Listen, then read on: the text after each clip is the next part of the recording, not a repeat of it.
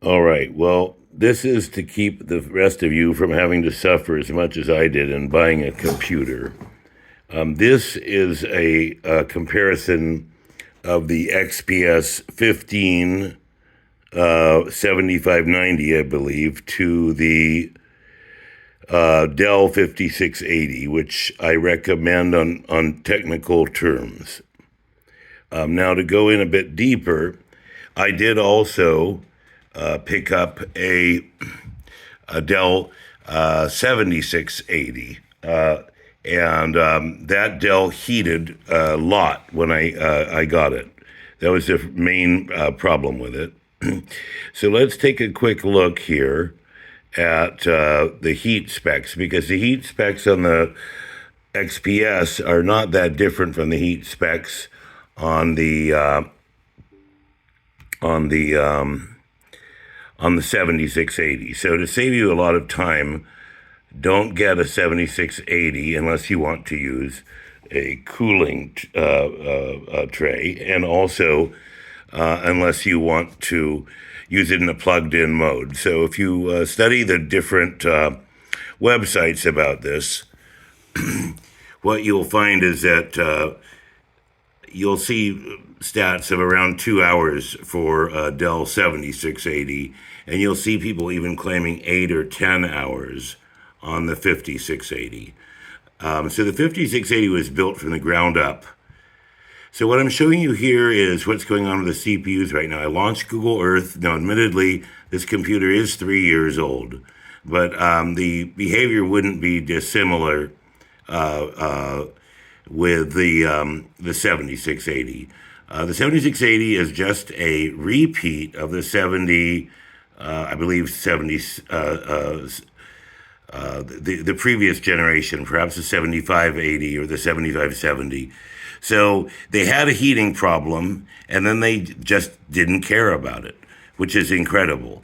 Whereas with the 5680, it was built from the ground up. It's made out of entirely recycled materials.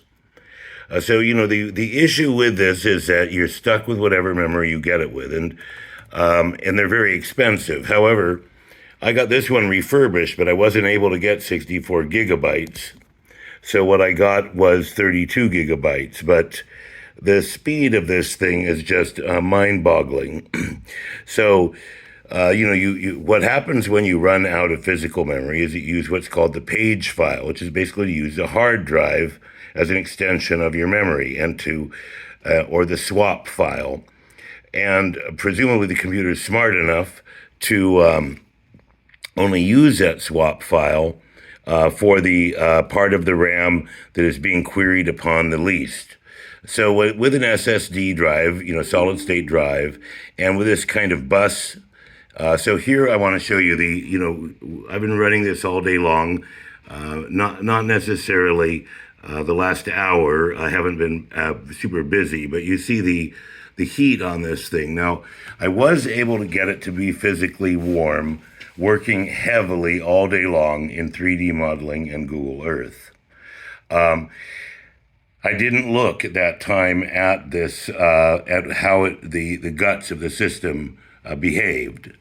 So let's just sort of torture it for a minute with Google Earth. We'll move away from my actual work project and just sort of let me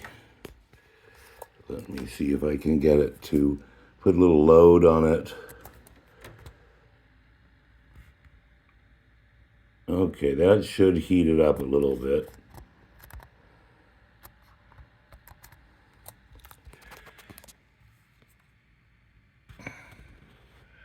So that puts some what's the right word? Some load on it. And we're still seeing, temperatures where there's no throttling. That's the main thing. There's no throttling anywhere in this system. So, I don't know if I have to go into any greater detail than that. Unless you don't need, there is one other issue. This computer is being built from the ground up, and you should look at the video from just not that Steve, who's a guy who works at Dell. There's many videos about the 5680, but there's a reason this computer is highly rated on web review sites, and the 7680 is not, because this computer has a good cooling system. Now I'm using the NVIDIA RTX 2080A. So I'm using the second worst graphics card, which is still excellent. The worst would be, well, the third worst. The worst is the embedded Intel graphics, followed by the NVIDIA RTX I think A1000, and I've got the 2000, and there's a 3500, and there's a 5000. When you get to the 5000, the thing has a vapor chamber in it. Now, I don't think with a 2000 you get that, but with the 2000, you do get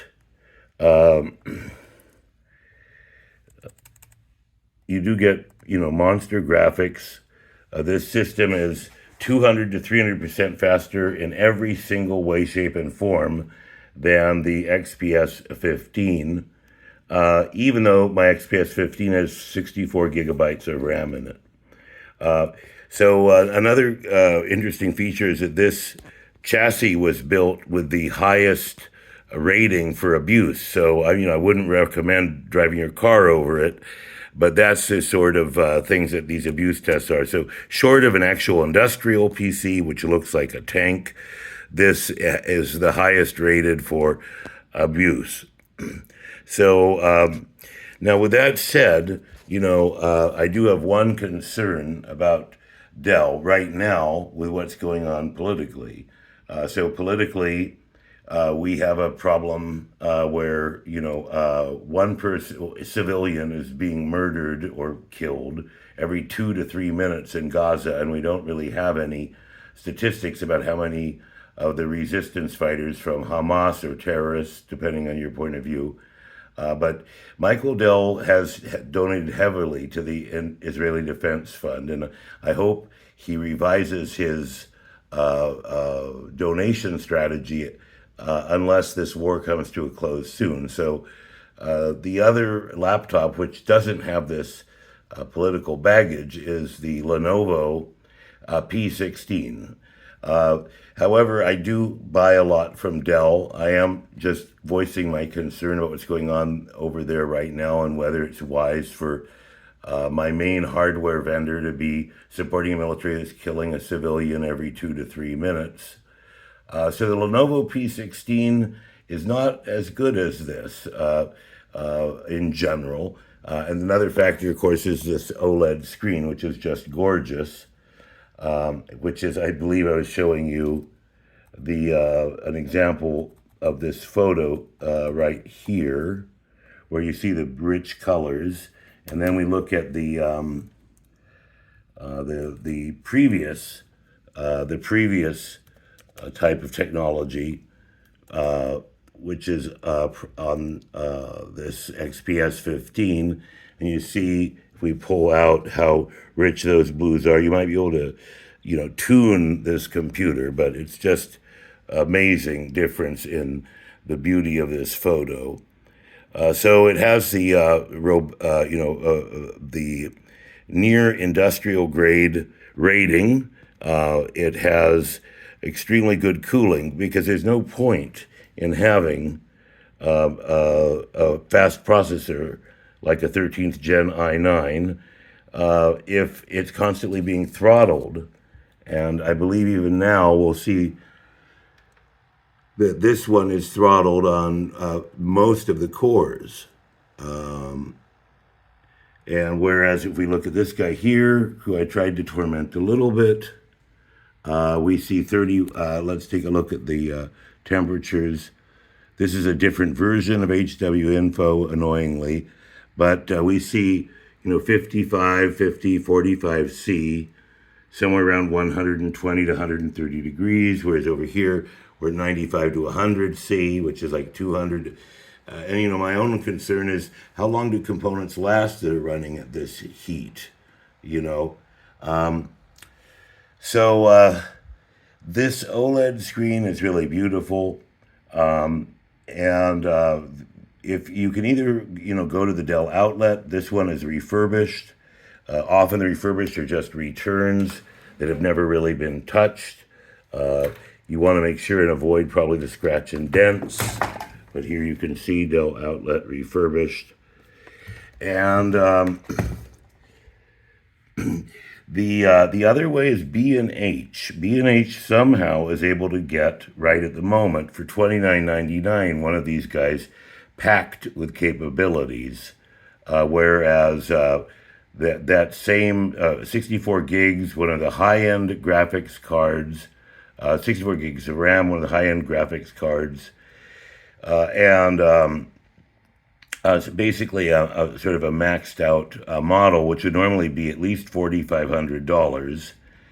So you can get those really high-end models on the outlet for around $2,000 to $2,300, but you will lose a lot of time because they aren't available. I mean, the outlet is catch as catch can. So, head over to the Dell outlet, take a look. If you can find something, one of these top-end models for, $2,000 to $2,200, then go to B&H. And then if you have a corporate account, of course, maybe you can negotiate something. When I tried to negotiate one of these guys, it was well above $3,000 for the type of model that I wanted. Of course, this can also support dual solid-state drives, which creates just an insane disk writes and reads. I haven't yet got to that. Another fun feature is that it's built in with the hypervisor, so you can add a Linux operating system or a Apple operating system, although Apple, I'm not sure, officially supports putting it on the Dell, but people do it, and I'm definitely, if I had time with all my other duties, I would love to be 18 years old again, unemployed, and just install a Mac OS on this. So we'll see if I do it or not. But without any actual Mac apps that I really need to run, it would be a miracle if I could get that much time. So thank you very much. Dell 5680 is the best price performance if you know how to buy it, followed by the IBM ThinkPad P16. I don't know if it's Gen 2 or Gen 3 or which gen, but that's also a good unit that's currently having some good specials. And of course, now, everybody's moving to the 16-inch screen, which is a nice sweet spot between the difficulty of putting a 17-inch into your luggage bag or your briefcase, and the 15-inch being just a little smaller than one might like. Okay, thank you.